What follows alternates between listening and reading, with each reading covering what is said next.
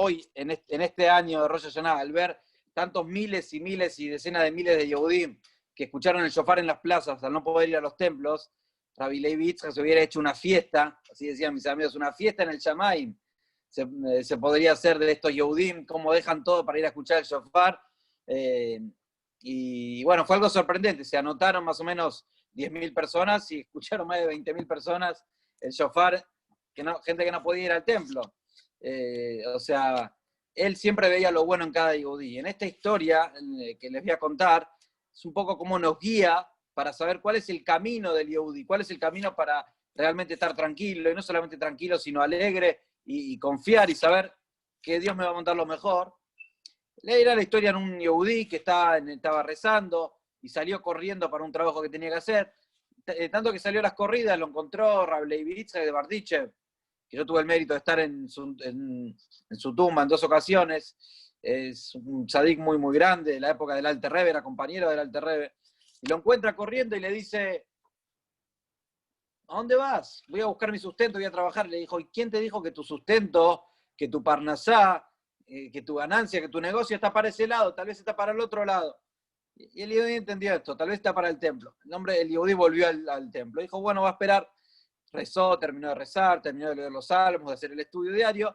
Y cuando se estaba por ir, llega un comerciante y empieza a preguntar sobre el negocio, sobre esta persona, empieza a preguntar, a interesarse en estas telas, en estas cosas, justo que él trabajaba, y al final le hizo un negocio que no había vendido en su vida tanta cantidad de esta mercadería. O sea, de ahí entendió que la verdadera parnasá depende de su conexión con Dios, Pero, ¿qué significa? Uno va a decir, tengo un rab que escuché uno de los cursos de Tania de este capítulo con él, y porque el Tania también es un guía. El Tania no es solamente, es como un ejemplo. Uno tiene que buscar, yo cuando escucho los shurim de Tania, de distintos rabinos, trato de buscar gente que son un ejemplo, cómo lo enseñan, porque el Baal Tania enseñó el Tania, obviamente lo escribió, es un libro de consejos para cada uno, consejos de vida, pero le pidió a los que estudiaron, a los que estudian, a los que saben realmente, que aconsejen. Por eso yo siempre digo que pregunten, porque uno tiene que buscar a ver qué es lo que la duda que uno tiene, qué es la dificultad,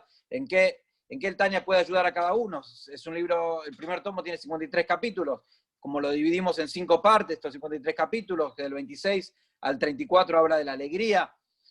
Entonces, este Rab, que es como un mentor mío, estaba contando que él una vez le dijo a uno de sus alumnos que no cumplía Shabbat, y le dijo: ¿vos pensás que Dios es inteligente? Le dijo: sí, la verdad que sí, pero ¿hasta qué punto? Tal vez vos sos más inteligente que él.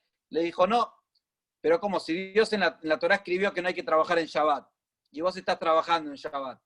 Significa que vos pensás que para recibir la plata tenés que trabajar en Shabbat, que es el día, como que hay algo mal que está en la Torá, que para ganar la plata tenés que trabajar en Shabbat. Y Dios claramente dijo que no, que el sustento no depende de eso. Entonces ahí entendió el mensaje. Y lo cuento esta historia porque tiene que ver con la historia anterior.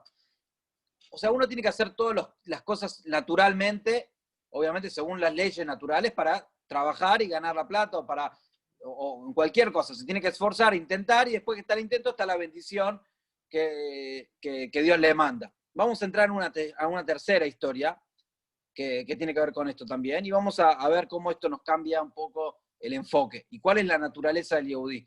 La naturaleza del Yehudí es la Torah y la mitzvot. Ese es el núcleo, ese es el flujo, como se dice, hay una palabra que se dice tzinor en hibrid, y se dice el conducto, ¿no? Es como un caño, el conducto que bajan las bendiciones a través de eso, ¿sí? Son la Torah y los preceptos. Y esta historia tiene que ver con el Baal Shem Tov, que mismo el Baal Shem Tov, que era un hacedor de milagros muy grande, pero mismo el Baal Shem Tov hacía algo según la naturaleza para que recaiga la bendición. Usted dice que una vez el Baal Shem Tov tenía que rescatar a alguien que pedía una suma de dinero muy grande en la cárcel. Entonces, cuando esta persona que estaba ahí en la cárcel no podían liberarlo, el Baal Shem Tov fue a buscar la plata para liberarlo. ¿Y qué hizo? Fue a la casa de una persona, un rico, tocó la puerta y se fue. ¿pero por qué se fue? Si esperaba la plata. Dice, no, se fue, dijo, yo ya hice el recipiente según la naturaleza para que ayer me mande la plata para salvar a este hombre. Yo ya hice lo mío, ahora ya me puedo ir. Entonces el rico realmente salió corriendo y lo persiguió y le dijo, ¿qué quiere, rabino? Y le dio toda la plata. Le dio toda la plata y el hombre valllento pudo, porque algo en la naturaleza, aunque sea un tzadik muy grande, nosotros tenemos a veces que esforzarnos más, pero cuando el yehudí se esfuerza en la naturaleza y hace todo lo que tiene que ver con él, entonces Dios le manda la bendición, pero a veces no hay que, no hay que volverse loco, no hay que... Entonces, y esto me hace acordar una historia, me gustaría poder ver a la gente, o por lo menos que escriban, porque no veo todas las cámaras, me hace acordar una historia de un amigo mío, que cuando yo estaba en la yeshiva hace 17 años en Israel, en Rehovot, yo estudié en la ciudad de Rehovot, y este amigo mío estudiaba en la ciudad de Lud. Y yo siempre quería ir me quería pasar de yeshiva, porque en la yeshiva de Lud habían 300 alumnos, era una yeshiva más gigante. Y la yeshiva donde yo estaba eran 90, 100 alumnos. Pero bueno, como no podía, entonces los viernes que íbamos a poner tefilín, me juntaba con esos amigos, íbamos a poner tefilín a los shopping, íbamos juntos, iba a visitar a distintos amigos argentinos que tenían otras yeshivot, en Yerushalayim, en Tzfat, en Farjabat. O sea que el sábado era como el día lindo para mí, el Shabbat, cuando podía salir disfrutar en Shabbat con amigos.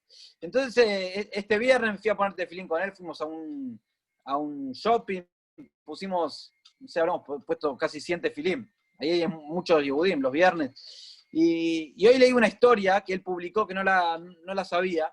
Él es shaliach en China, es rabino en China. Ahora que estuvo en el Rebe el año pasado, en Gimel Tammuz, o en el Kinus, no me acuerdo cuando estuve en el Rebe, y estuve junto con él, me contó muchas historias, cómo es el trabajo de él en China, y él me contó una historia que tiene que ver con un shofar, con Rosh Hashanah, muy linda cuando él salió. Él sabía que él quería ir a un lugar de Shlihut, donde el Rebe lo mande, donde le digan, para difundir el judaísmo, como el Rebe mandó a todos los emisarios a todas partes del mundo. Ahora, él surgió, siempre se acostumbra después de casarse a un año estudiar en un colel, y después de estudiar en el colel, uno viaja al lugar o va al lugar. En nuestro caso, acá que vinimos a Barracas, vinimos creo que 2 años después que nos casamos, nos mudamos acá, o 3, o empezamos primero viniendo a los Shabbat. En cada lugar es diferente. Él fue directo a la semana de casarse, se fue directo a China, ya el lugar donde tenía que dedicarse con su esposa, sin alcanzar a conocer a la familia de su esposa y todas estas cosas. Pero resulta que con todas las valijas, todas las comidas que tenían que llevar al avión, como 8 o 10 valijas de comida, que en China no había nada y todo eso, cuando están en el avión se acuerdan que no trajeron el shofar. El shofar en Rosh Hashanah es lo más importante que hay. No habían traído el shofar. Entonces no lo podía creer. Ya en el avión ya tuve ningún problema con estas 10 valijas y que tenía que pagar sobrepeso y no sé qué. Y vino un yehudí, le pasó la tarjeta de crédito y le dijo, ¿sabes qué? Yo pago todo, le pagó todo el sobrepeso. Él ya vio que el Rebe estaba acompañándolo con él, y bueno, de hecho, en el avión él preguntó, a ver, para ponerte tefilín, hasta que pasó de una clase a otra poniéndote tefilín, encontró un compañero y le contó lo del shofar, le dijo, ¿sabes qué? Yo tengo 2 shofar, uno es para vos. Entonces puedo tener el shofar en Rosh Hashanah o sea, cómo cuando uno hace lo que tiene que hacer, entonces se le abren los caminos, conectando todas estas historias, ¿qué queremos decir con estas 3 historias? ¿Cómo nos van? La naturaleza del Yehudí para tener éxito en la vida es la Torah y las mitzvot. Para que a Yehudí le vaya bien y la verdadera alegría es la Torah y las mitzvot. Eso es lo que verdaderamente lo llena. Obviamente que tiene que trabajar, pero ¿cuál es el conducto? ¿Cuál es el recipiente de la naturaleza para que él tenga la plata, el sustento y que tenga todo? No escaparse del templo e irse rápido, aunque sea que el hombre ya rezó, igual. Entonces, todo lo que tiene que ver con Torah y mitzvot, a raja tabla, cumplir los 113 preceptos, esa es la bendición del Yehudí. A través de eso le baja toda la bendición. La historia del Baal Shem Tov, que una vez se tiene que ir a la puerta y hacer un esfuerzo, o la historia de este chico con el shofar. Y ya que estamos contando cosas así lindas,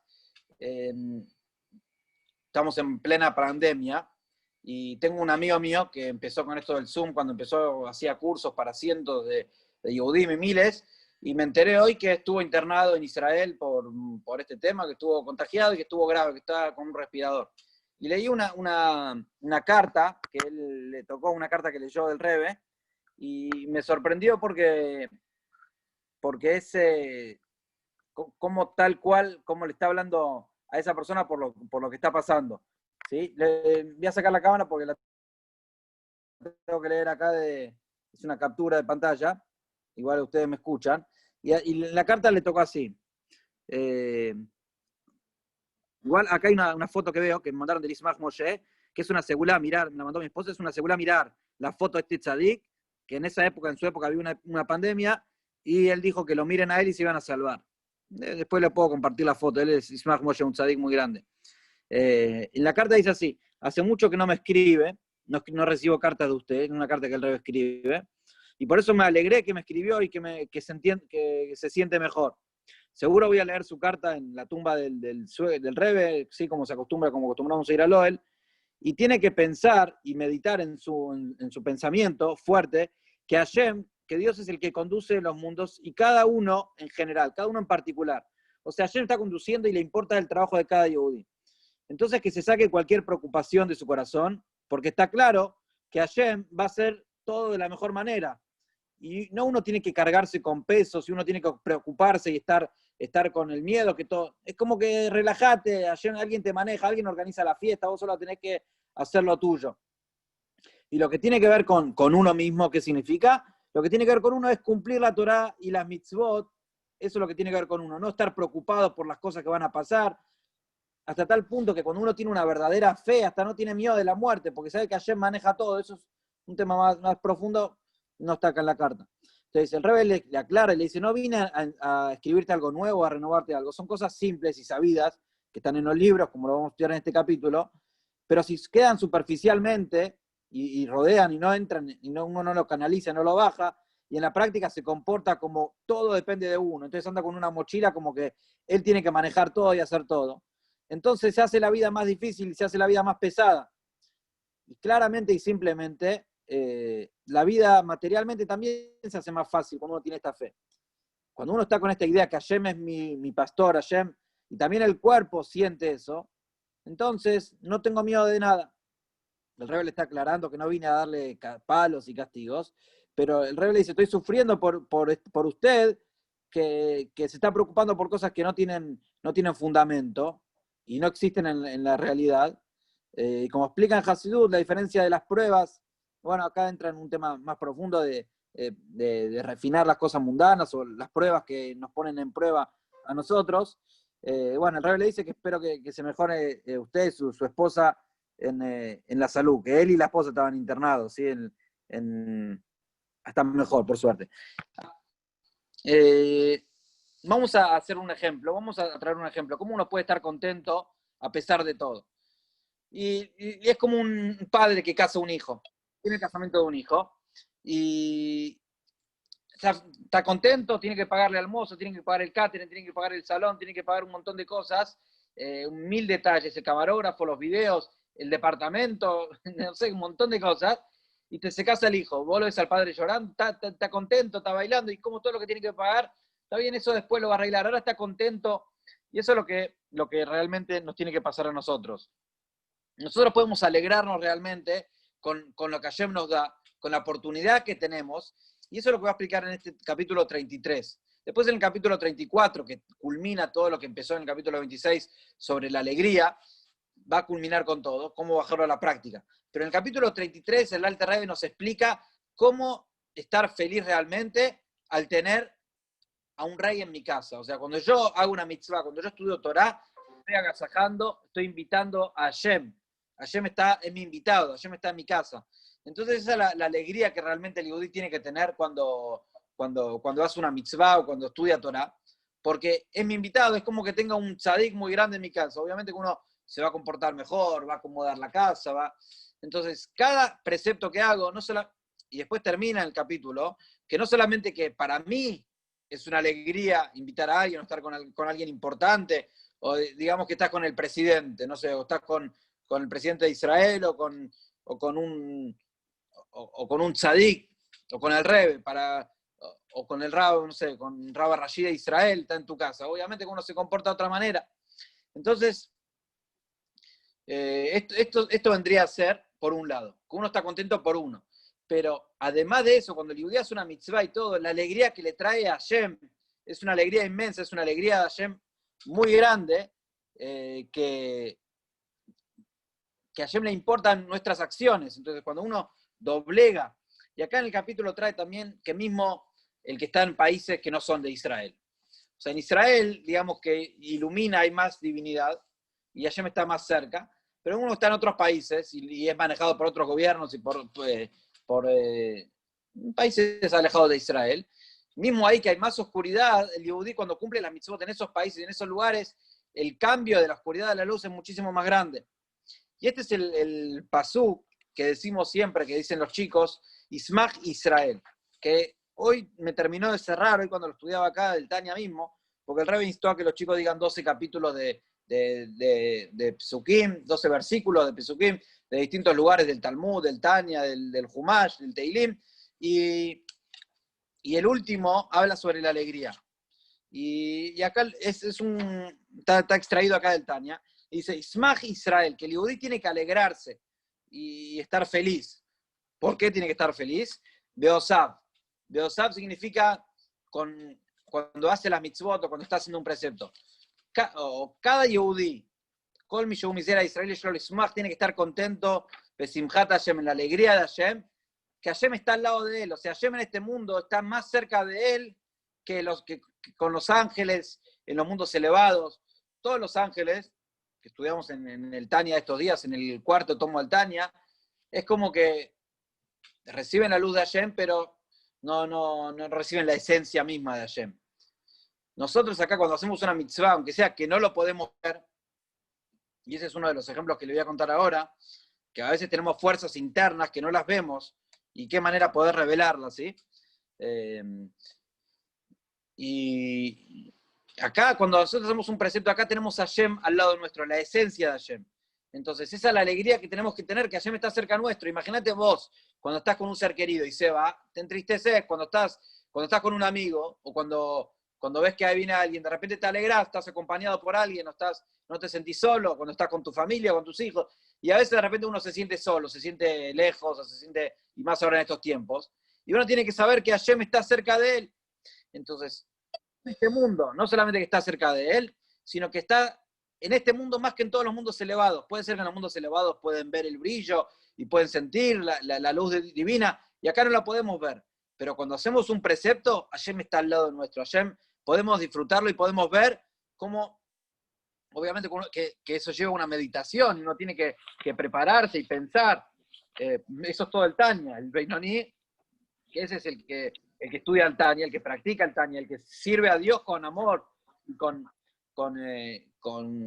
los sentimientos, con ganas, porque en todos los capítulos anteriores el Alter Rebbe nos explicó, bueno, cuál es la alegría del alma, estamos en el capítulo 31, la alegría del alma, que tenga un alma, una parte de Dios, pero en este capítulo, en el capítulo 33 y 34, nos va a explicar cómo la alegría no tiene que ser una alegría solamente del alma, sino tiene que ser una alegría también del cuerpo, porque si es una alegría del alma, bueno, entonces el cuerpo se queda triste, se queda sin sus cosas que necesita para alegrarse, o sin las cosas que le dan felicidad material. Entonces es difícil. No, en estos capítulos el Alter Rebbe nos va a dar los consejos para meditar, cómo estar contento también con el cuerpo y cómo transformar la energía del cuerpo para una alegría verdadera. Entonces, obviamente que requiere un esfuerzo, como dijimos. El Beinoni, todo el Tania se llama, todo el primer tomo se llama Libro de Beinoni. Que Beinoni somos todos nosotros, podemos ser todos nosotros, y Beinoni viene de la palabra meditar. Todo el secreto del Beinoni es meditar, como sabemos siempre, que uno no le puede obligar al otro a querer a la otra persona, como tenemos en el capítulo 32, sobre amar a otro judío, cómo puedo amar a otro judío como a mí mismo. Y bueno, estudiamos, uno tiene que saber qué es el otro judío, la importancia, que son hermanos, y que son más que hermanos, que tal vez el otro es más elevado que yo. Y bueno, un montón de cosas que estudiamos, la importancia del alma, que uno sabe que le da valor al alma, entonces ahí le das valor al alma y todo, bueno, sí, tu prioridad es el alma. Ahora, ¿cómo alegrar también el cuerpo? Entonces obviamente que hay que meditar. Todo lo que es pensar y meditar es algo muy importante para... Uno puede saber muchos conceptos y puede saber libros enteros y todo el Talmud y un montón de Hasidut y todo, Pero si no medita, ya lo tenemos en el capítulo 3 del Tania, si no lo medita, no bajó a la práctica, no quedó en el intelecto y no bajó al sentimiento, como lo leímos en la carta. Puede ser todo muy lindo los conceptos, pero si uno no los baja, entonces puede estar cargando una mochila de plomo y uno sabe que esa mochila que tiene no es plomo, son diamantes. Obviamente que lo cargaría con una felicidad tremenda porque sabe que está salvado para toda la vida.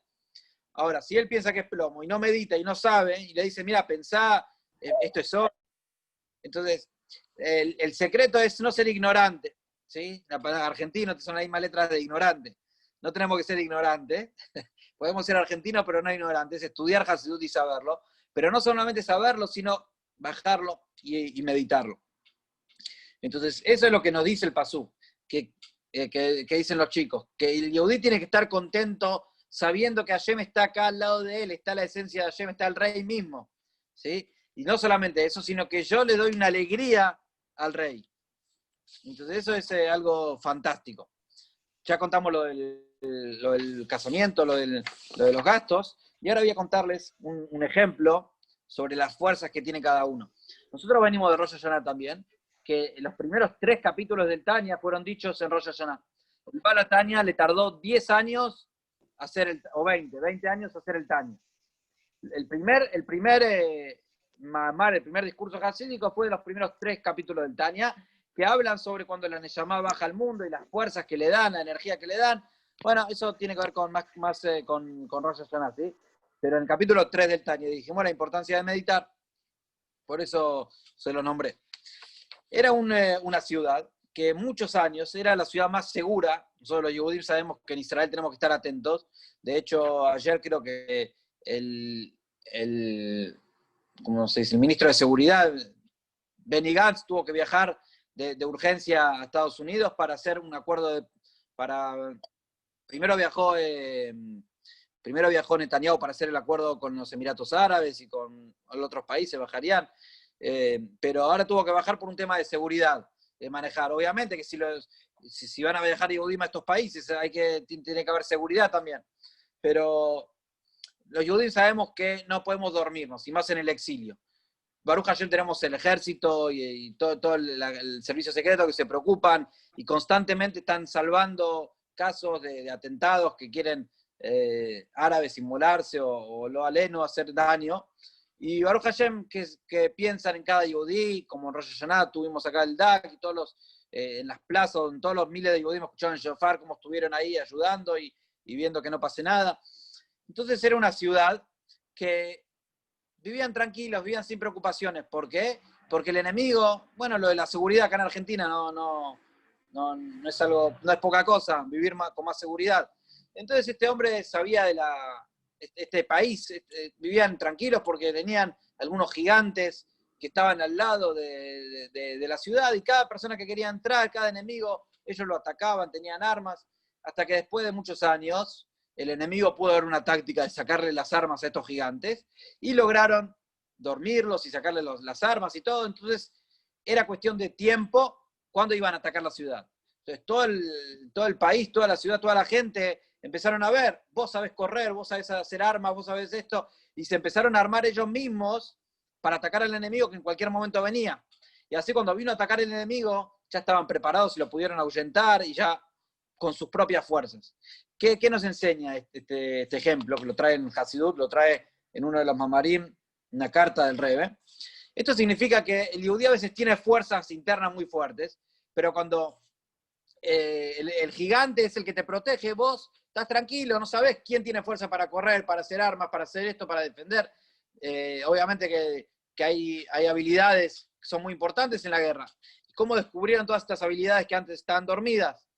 Entonces, cuando te apoyas en alguien, obviamente que es difícil revelar tus fuerzas, pero cuando sabes que dependés solamente de vos, entonces ahí ya cambia toda la historia. Tenés que hacerlo vos sí o sí, si no lo va a hacer nadie, si te apoyas en otros. Entonces eso es lo que Hashem nos da. Hashem nos da una oportunidad, y antes de contar el segundo ejemplo, vamos a decir qué tiene que ver esto, porque yo no lo había preparado, justo lo leí en Rosh Hashanah, pero justamente tiene que ver con este capítulo.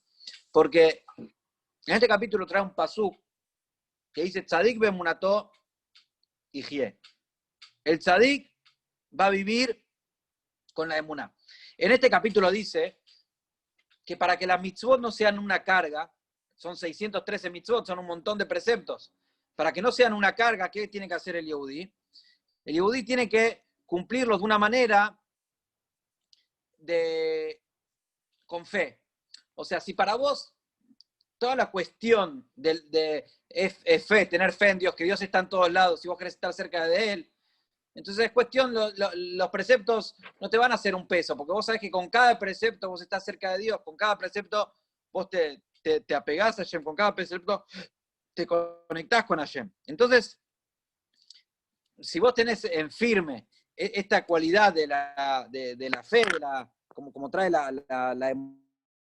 emuná, entonces ahí todos los preceptos es muchísimo más fácil cumplirlos.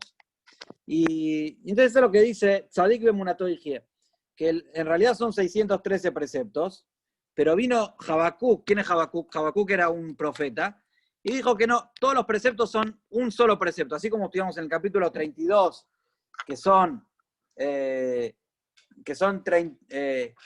Hillel dijo que toda la Torá son amar al prójimo como a ti mismo y lo demás es la explicación, y estudiamos por qué significaba eso. Habacuc dijo que toda la Torá y la mitzvot es la fe, la cuestión de tener fe. Si vos tenés fe, entonces si vos sabés que estás cargando una mochila de diamantes, que cada mitzvah es un diamante, entonces vas a cumplirlo de otra manera, no como una carga, ¿sí? Y ahora vamos a otra historia que la voy a contar en breve. Una persona que se enteró que había una isla, tenía un secreto de los padres, que en esa isla había oro y todas las cosas. Entonces, el hombre estudió con su esposa el mapa, cómo llegar, tenía que irse por unos años, preparó todo para ir a buscar el oro. Y cuando llega a la ciudad, a esta ciudad lo atienden y ve que no hablan el idioma de él. Entonces empieza a hablar con señas y no entiende qué le están diciendo. Entonces se da cuenta que hay oro por todos lados. Todo el lugar está lleno de oro. En lugar de caracoles, en lugar de piedritas en la arena, había oro en la tierra. Pero no podía contactarse con la gente. Y se da cuenta que la gente eran todos flacos, que no tenían... Y el rey en el palacio también, un hombre flaquito así. Y se da cuenta que lo que no había en ese lugar eran papas. No había comida. Entonces ahí lo que valía realmente eran las papas, el que podía cocinar, el que podía... Y el hombre siempre toda la vida fue verdulero, por eso también le iba tan mal, y viajó a ese lugar para buscar oro. Entonces empezó a plantar, y fue a un lugar, y plantó papas, y se hizo... Hasta que de tanto que él tenía las papas y el secreto de la huerta y de todas las cosas, se hizo el rey, porque el oro no valía nada ahí. Entonces él compró a la gente, todos eran esclavos de él, porque él le daba papas, y él... hasta que lo terminaron coronando como rey, y él era el que plantaba las papas y cosechaba y todo. Y así pasaron unos años hasta que él dijo, bueno, me tengo que volver a mi ciudad, tengo que llevar todo el tesoro para mi ciudad. Ahora, cuando él había llegado a la ciudad, de tan contento que se puso, se llenó todos los bolsillos de oro y todo, hasta que después se fue avivando y se fue cayendo que eso no valía nada y el oro. Entonces empezó a plantar papas y todas las cosas. Ahora, después de muchos años, cuando tenía que volver a la ciudad, dijo, bueno, voy a llevar toda la fortuna a la ciudad. Agarró, él era el rey, mandó a hacer un barco gigante, un containers y todo, lo armó para ir a la ciudad y ordenó que lo llenen al barco de papas. Papas, sí, de tantos años que estuvo ahí, se olvidó que el oro era lo importante. En la cabeza de él lo importante eran las papas. Entonces él cargó todo el barco de papas y emprendió un viaje a la ciudad. Cuando llega a la ciudad, lo recibe la esposa, ellos solo sabían el secreto, y va a ver el barco y ve que hay papas, y dice, seguro escondió el oro en algún lado. Y cuando ve y todo, y el hombre cae y se da cuenta que fue a ese viaje, que no iba a poder ir de vuelta a buscar oro, se dio cuenta que se confundió. De tantos años que estuvo ahí, se pensó que lo que importaba eran las papas. Entonces, cuando se dio cuenta, se desmayó. La esposa cuando se desmayó le puso la mano en los bolsillos a ver si tenía, y encontró de la otra vez que tenía en algún pantalón, encontró algunos diamantitos, algo de oro, que con eso pudieron vivir toda su vida. Pero el container de diamantes no lo trajo. Y eso nos pasa a veces acá. Venimos a este mundo y pensamos que lo importante son las papas, que lo importante es la comida, la papa frita, la papa al horno, el knishe, todas las comidas, el arroz con esto y la comida, y no nos damos cuenta que lo importante realmente es el.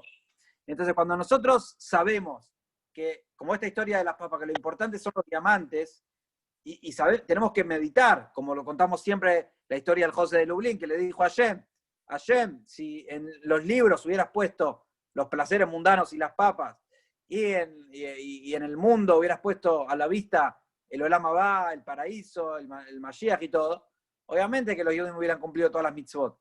Entonces, para eso tenemos que meditar y ver que lo que estamos cargando, las mitzvot, no es un peso, no es una carga, sino que es un regalo. ¿Y cuál es el regalo que nos enseña acá en este capítulo 33?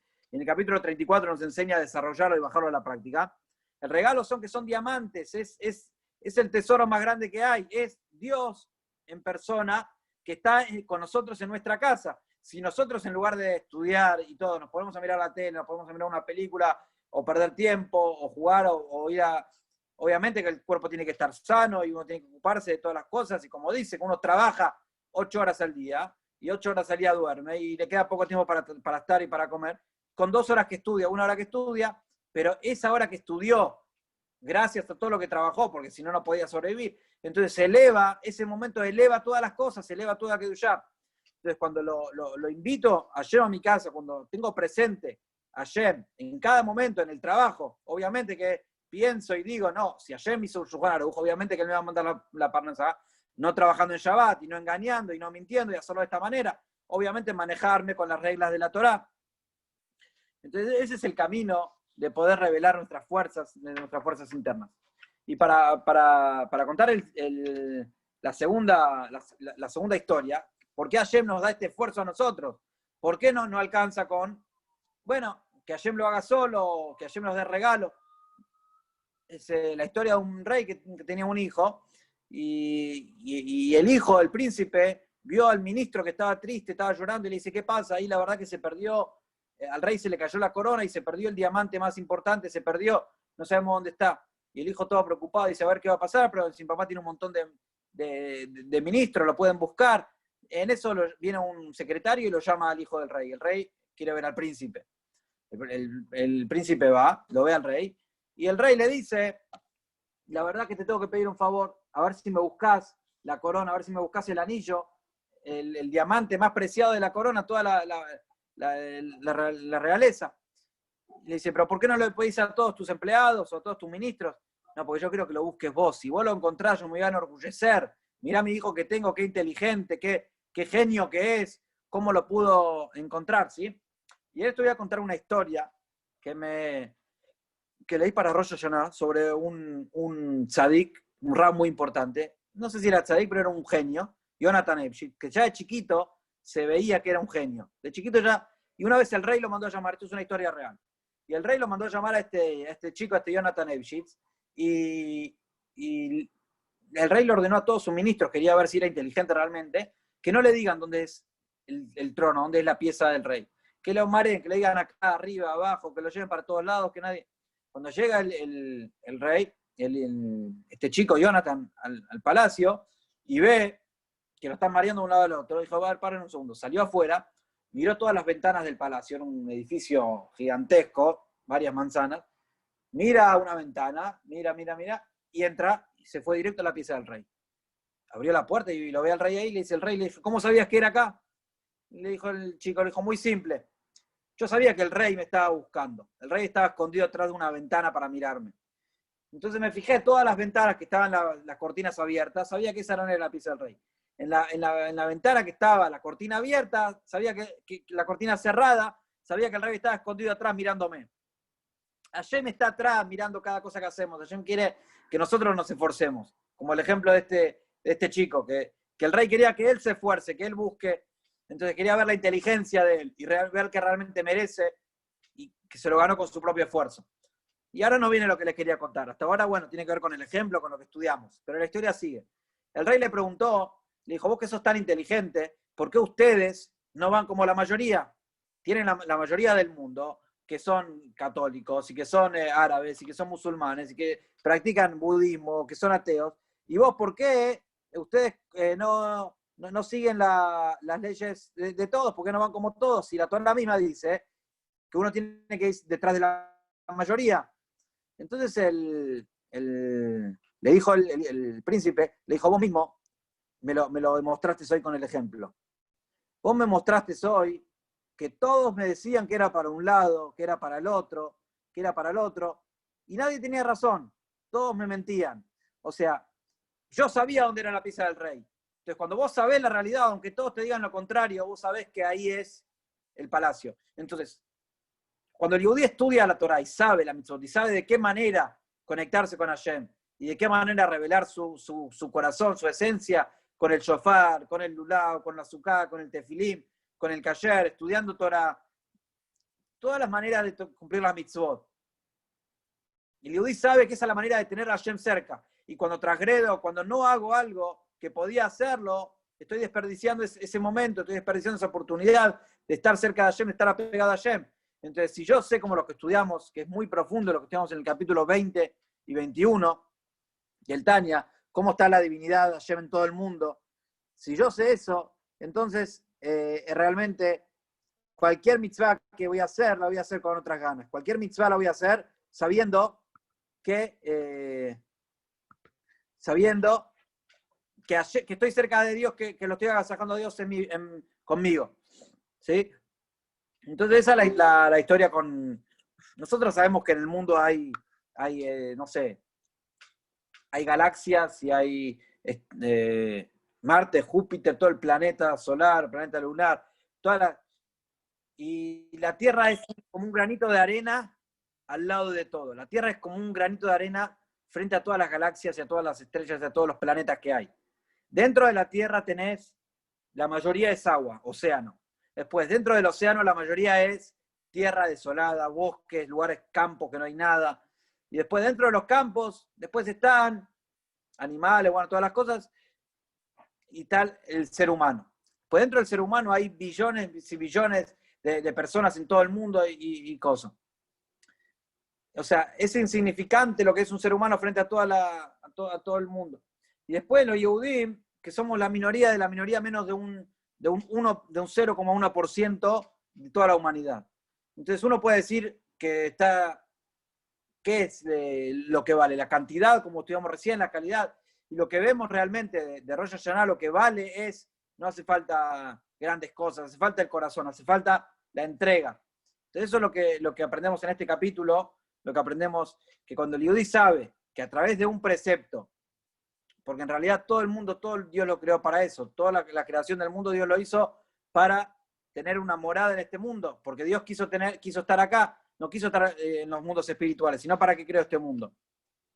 Y volviendo a lo que dijimos antes, que el versículo dice, Tzadik bemunato yihye, que las mitzvot eran 613, vino el profeta y las puso en una sola mitzvah, que es la emuná. Tzadik bemunato, que con la emuná, cuando uno tiene fe y sabe realmente que está cerca de Dios, y cuando hace un precepto se conecta con Dios, y cuando se aleja de los preceptos se está desconectando de Dios, entonces cumplir todos los preceptos son como diamantes, es mucho más fácil.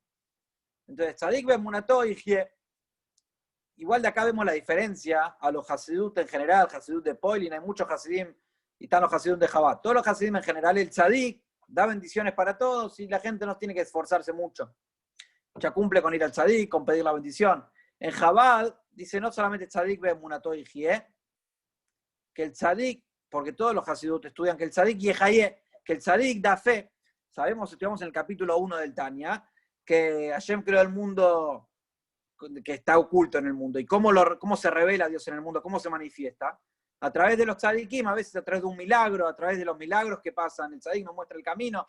Esas son las formas que Dios se manifiesta en el mundo. Nos dio estos regalos que hay tzadikim, que está el Baal Shem Tov, los rebes, y todos los profetas que habían en su momento, los Tanaim, que esos eran los líderes del pueblo judío, que en cada generación hay un líder.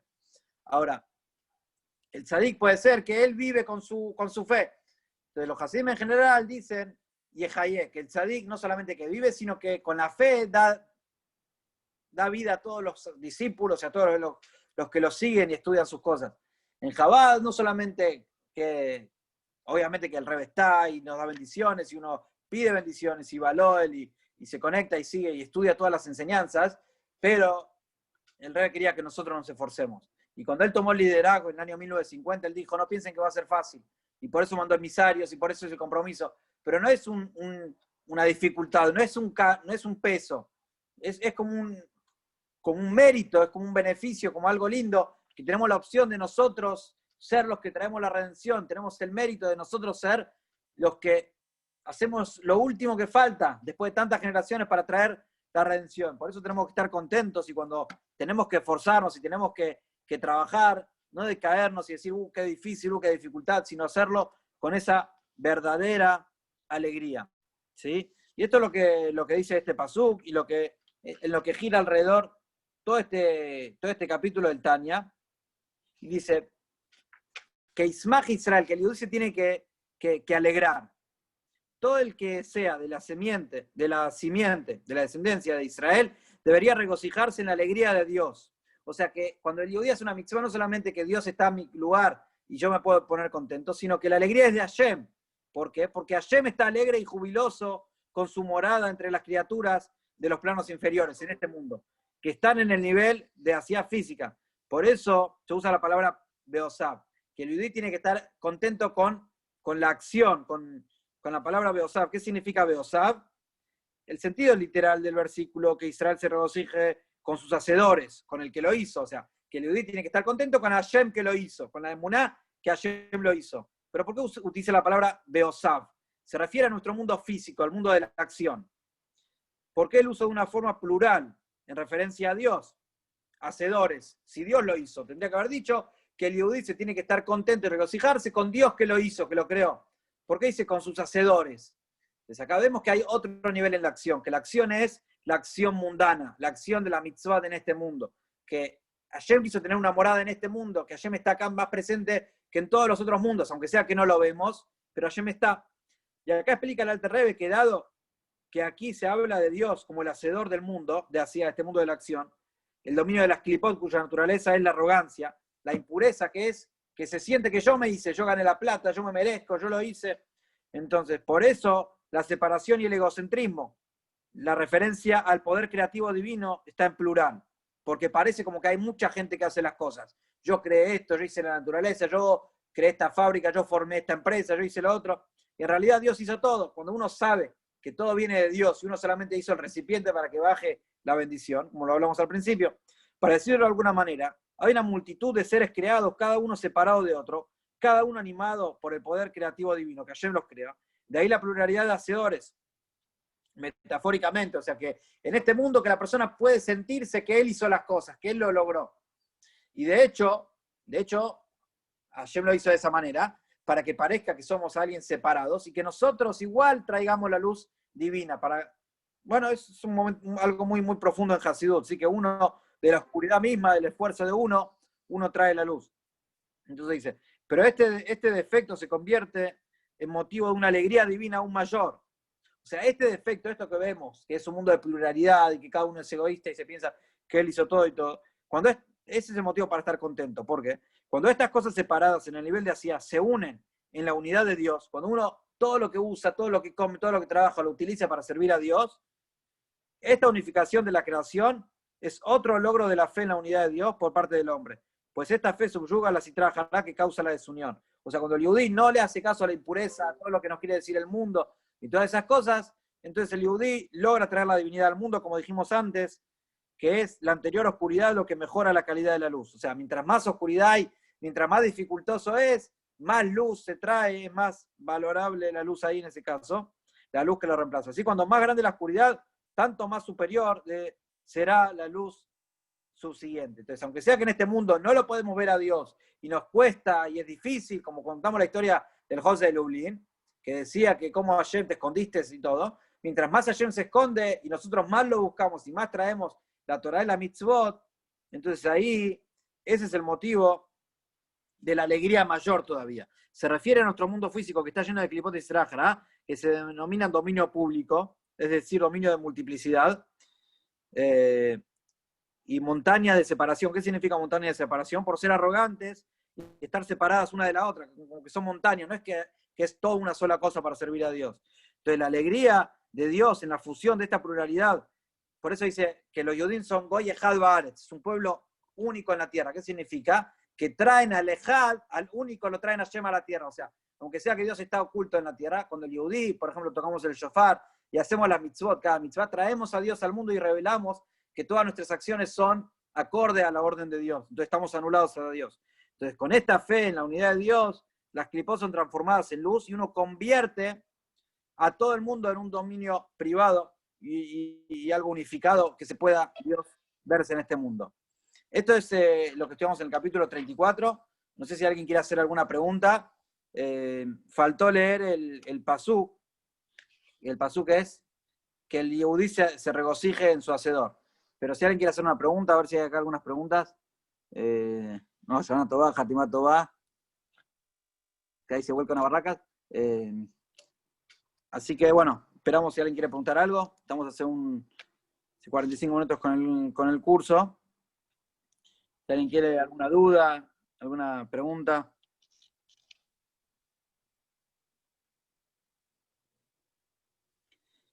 Bueno, esto es lo que dijimos antes. 613 mitzvot fueron entregadas a Israel. Vino Habacuc y las basó a todas estas 613 en una sola. ¿Cuál es? La fe. Como está escrito, el tzadik vivirá por su fe. Vale decir, como si ellas todas las mitzvot no consistiesen sino en esta única mitzvah, que es la fe. Porque con solo la fe, la persona llegará a cumplir todas las mitzvot. Esto es cuando su corazón se regocije y se alegre con su fe en la unidad de Dios, con alegría perfecta. Como si solo estuviera obligado a cumplir esta única mitzvah. O sea, si te piden solo una cosa, te piden que tengas fe, que sepas que Dios está con vos, que está en tus manos, que Dios esté cerca tuyo. Con el poder y la vitalidad de su alma, por esta gran alegría, su alma se elevará muy por encima de todos los obstáculos que perturban el cumplimiento de todas las mitzvot. Cuando el Yehudi sabe que está Dios con él. Bueno, también se alegrará doblemente en la alegría y el placer que su fe produce a Dios. O sea, la alegría que cuando yo tengo fe y cumplo la mitzvot, que le produce una alegría a Dios, porque con ella la Sitra Jará es verdaderamente sometida y la oscuridad es transformada en luz. La oscuridad de las clipot de este mundo corpóreo que oscurecen y ocultan la luz de Hashem hasta el fin de los días, o sea, hasta que venga el Mashiach, como está escrito, él pone fin a la oscuridad, que Dios va a poner fin a toda la oscuridad, a todo el exilio, que todo el exilio tiene un fin. O sea, que también cuando eliminará el espíritu de impureza de la tierra y será revelada la gloria de Dios y toda carne conjuntamente lo contemplará, como lo explicamos más adelante en los capítulos 35 y 36 y lo traemos en los rezos de Rosh Hashanah. Entonces, especialmente así en la diáspora donde la atmósfera es impura, o sea, en el exilio, como dijimos antes, en otros países fuera de Israel y está llena de impureza, no hay mayor alegría para Dios que la luz y la alegría producida por la transformación de la oscuridad en luz. Cuando la luz tiene la claridad superior, adquirida al salir de la mismísima oscuridad. Y esto es lo que dice el versículo. Que Israel se regocije en su hacedor. Todo aquel que sea de la simiente de Israel debería regocijarse en la alegría de Dios, quien está alegre y jubiloso con su morada entre las criaturas. Este es el versículo. Este es el versículo más importante, por eso lo voy a leer de vuelta.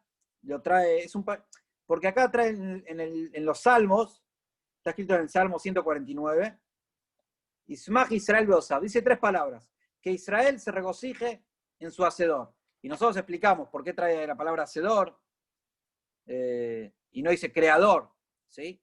Porque estamos hablando del mundo de la acción, que justamente en este mundo el Yehudi tiene que estar contento, que en este mundo Hashem es el que está más cerca.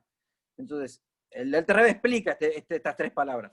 Que Israel se regocija en su hacedor, significan todo el que sea de la simiente de Israel debería regocijarse en la alegría de Dios. O sea, no es la alegría mía, sino la alegría del hacedor, la alegría de Hashem. Quien está alegre y jubiloso con su morada entre las criaturas. Hashem está contento de estar acá en los planos inferiores, en este mundo. Bueno, eso es la verdadera alegría de saber que con cada precepto uno tiene a Dios presente con él. Y bueno, así es como comienza este capítulo, que dice también, este será otro medio de conducir al alma al verdadero regocijo. O sea, cómo el alma puede tener una verdadera alegría y regocijarse, particularmente en estos momentos específicos en que se encuentra necesario purificar su alma, iluminarla con el júbilo del corazón. A veces la persona está media depre, está media bajoneada, necesita alegrarse. Que piense que Hashem está cerca de él. Si él estudia Torah, Hashem está cerca de él, que no está solo. Que ahonde en el pensamiento y bosqueje en su intelecto y en su entendimiento el concepto de la verdadera unidad de Dios. La verdadera unidad no significa solo que no hay sino un Dios, un creador, sino que Él, que lo que es más, ¿qué significa? Que Dios es el único ser existente. O sea, ¿qué significa que Dios es el único ser existente? Que no hay nada. ¿A vos te parece que hay comida, que hay otras cosas, que hay una mesa, que hay un mundo, que hay... Pero te parece, en realidad, si Dios se llega a revelar, desaparece todo, o sea, se ve realmente, Dios se ocultó, por eso parece que hay dos cosas. Entonces, nada existe verdaderamente fuera de Él, como lo explica a continuación. Que considere como Él permea todos los mundos, tanto superiores como inferiores, que considere también como aún este mundo está lleno de su gloria. Esto se refiere a la fuerza vital divina que rodea todos los mundos y los anima. O sea, para que el mundo que esté vivo y exista, constantemente Dios lo tiene que crear. Si Dios deja de crearlo, el mundo desaparece. Entonces, como todo carece de realidad alguna, porque toda la realidad y la existencia es de alguien que lo crea, pero si dejo de crearlo, deja de existir. Entonces Dios lo está creando constantemente. Y todo lo que Dios crea, es la vida que tiene es porque Dios lo está creando. Él es realmente uno, solo en los planos superiores e inferiores, tal como Él estaba solo antes de los 6 días de la creación. O sea, a Hashem, la creación del mundo no le hizo un cambio. Aún en el mismo lugar en el que este mundo, el cielo y la tierra y todas sus huestes fueron creados, Él solo llenaba este espacio entonces. Y también ahora es así. O sea, como dice el versículo, que Dios, ¿por qué se llama Dios? Se le dice Yamakom, el lugar.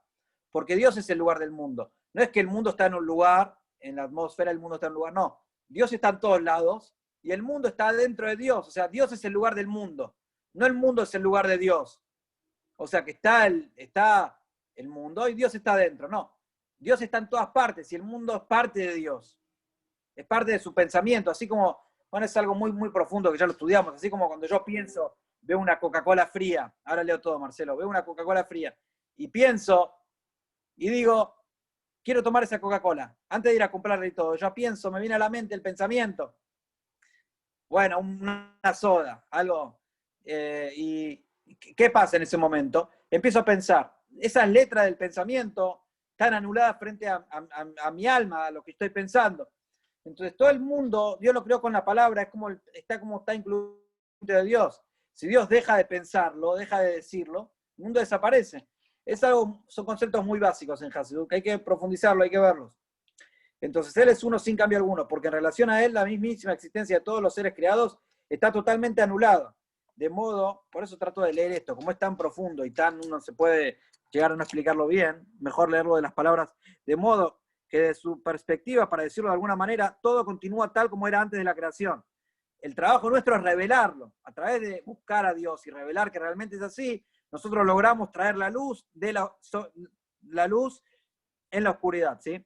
A continuación, el Alter Rebbe introduce una analogía que se remonta a la primera evolución de una idea o de un deseo desde el momento en que aparecen por primera vez en la mente o el corazón de la persona. En esa etapa, la idea que uno tiene o el deseo son amorfos. Al no tener todavía la forma de palabra, todavía no pensé en la Coca-Cola, cómo comprarla, solamente me vino es un deseo puro, una idea. Entonces, el deseo de una persona que habla español, por ejemplo, no se siente distinto que el de una persona que habla hebreo, o alguien que habla hibrid. I want Coke, Ani rotse Coke, yo quiero coca.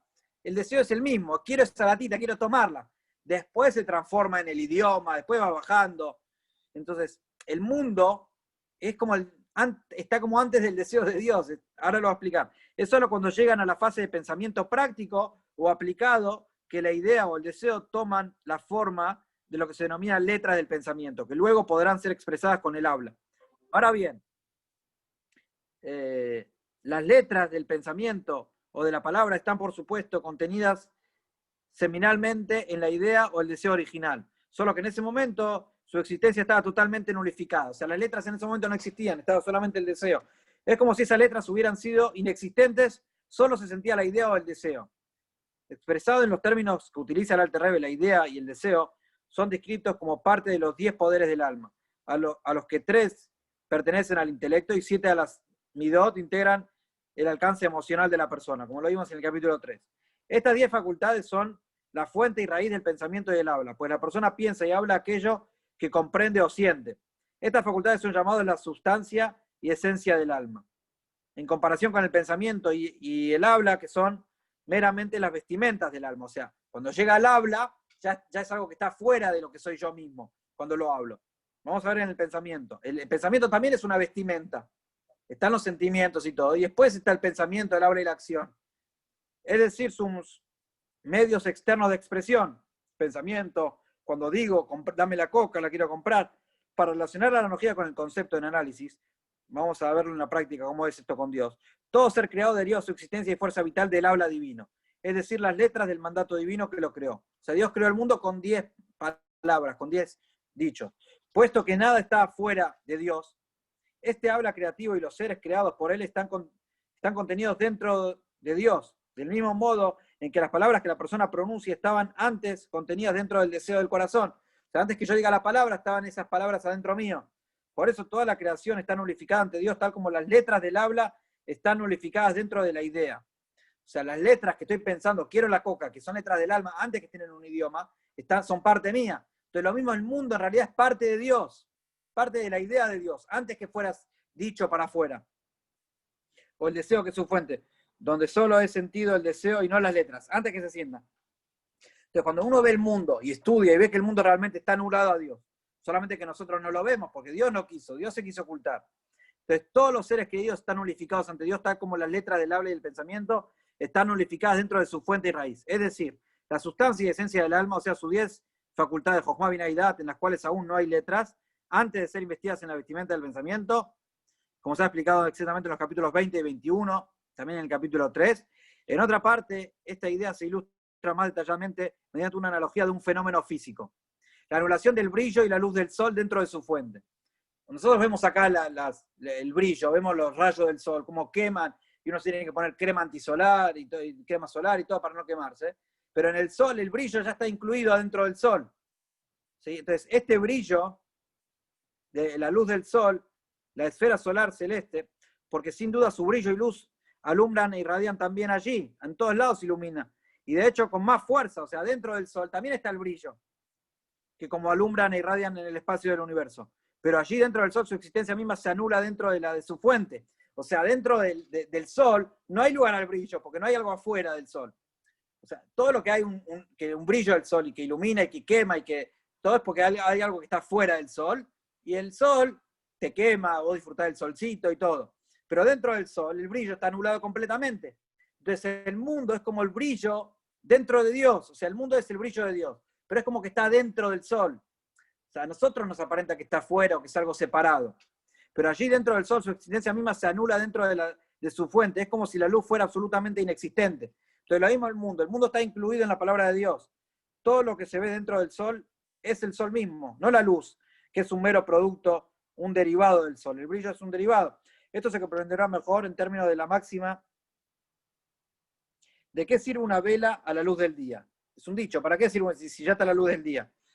Solo dice en el Zohar. Como vos nombraste recién el Zohar y la Kabbalah, Marcelo, en el Zohar dice, Yaga Betiara, una luz, una vela frente al sol no ilumina nada. Entonces lo mismo acá, naturalmente la vela no es menos luminosa de día que de noche. O sea, la luz es la misma. Si vos la prendés de noche, disfrutás mucho mejor de la vela, pero de día no se valora. Entonces, pero dado que la luz es desbordada por el brillo mucho mayor de la luz diurna, ya no cumple su función de iluminar. O sea, ilumina más de noche, pero la luz es lo mismo. Entonces, en ese estado deja de existir como luminaria. Lo mismo es válido para los rayos solares tal como estos están dentro del Sol. Entonces, exactamente así, hablando en forma figurada, la existencia misma del mundo y todo lo que hay en él se nulifica respecto de su fuente, que es la luz de Ensof, bendito sea, como lo explicó allí. Ahora bien, cuando la persona medita en profundidad y prolongadamente acerca de esta idea de la verdadera unidad de Dios, su corazón se regocijará con esta fe, su alma se alegrará con ella a punto de regocijarse y cantar con todo su corazón, su alma y su fuerza, porque esta fe es tremenda cuando llena la mente de la persona, constituye realmente. Bueno, todo esto tenemos que pensarlo, todo lo que estudiamos hoy, todas estas historias. Este es todo el objetivo del hombre y el objetivo para el cual él y todos los mundos, tanto superiores como inferiores, han sido creados. Que Dios tenga aquí una morada, como se explicará más adelante en detalle. Esto es más o menos lo que estudiamos acá. Que Dios tiene que tener una morada en este mundo. Entonces, este es todo el objetivo del hombre y el objetivo para el cual él y todos los mundos, tanto superiores como inferiores han sido creados. Que Dios tenga aquí abajo una morada. Como se explicará más adelante en detalle, lo vamos a ver en el capítulo 36. Allí explicará cómo esta morada terrenal es el objetivo de toda la creación. La fe del hombre en la unidad de Dios consigue el logro de esta manera. Pues cuando la unidad de Dios se revela en la mente y el corazón del hombre, este mundo se vuelve una morada para Dios. Él está revelado allí tal como la persona se revela por entero en su propia casa. Bueno, vamos a leer las preguntas. Me gustaría ver a Luis, a ver si podemos saludarlo.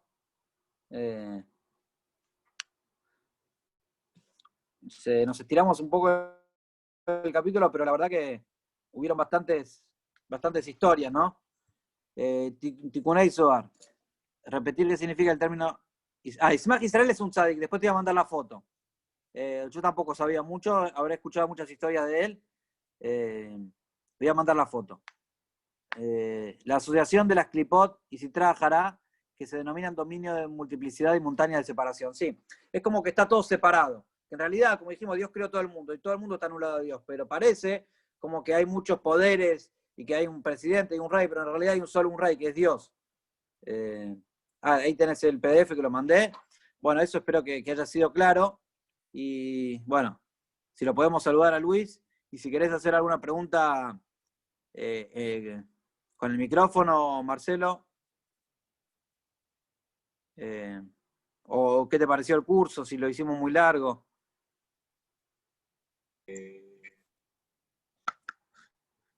Me pareció bien, sí, sucinto, claro, sí. Lo que pasa es que son tantos conceptos que uno trata. Me ayudó esta vez, sí, agarré el celular y lo seguí con el PDF. Y tengo el teclado acá y voy tipeando para marcar los conceptos importantes. Uno está acostumbrado a la facultad, que está acá, bueno, está este término, para. Uno lo lleva así consigo, ¿no es cierto? Bueno, después mandame lo que anotaste. Como me mandaste la otra vez esta nota, que era sacado del Tania ese texto. Mirá. Bueno, bárbaro. Y sí, recordame, porque yo siempre con todas las corridas, cada curso que doy, son varios cursos que escucho y que me preparo y que estoy con los chicos y por eso no lo puedo hacer más temprano a las 10.